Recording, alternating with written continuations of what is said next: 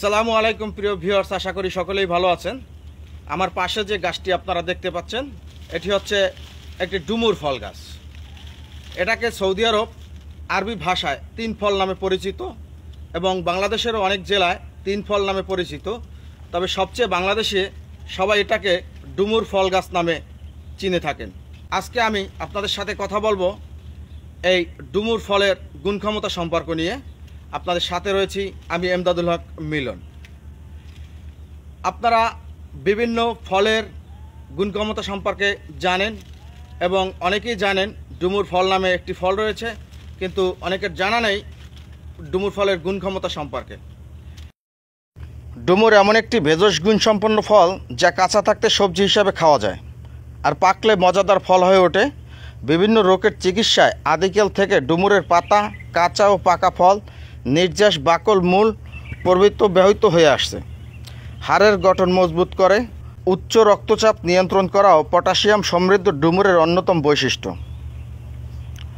ডুমুর রক্তের শর্করাকে নিয়ন্ত্রণ করতে এবং ইনসুলিন নিঃসরণ বাড়াতে সাহায্য করে। ডুমুর থেকে যোগ হওয়া ফাইবার রক্তে শর্করার ভালো ব্যবস্থাপনায় অবদান রাখে।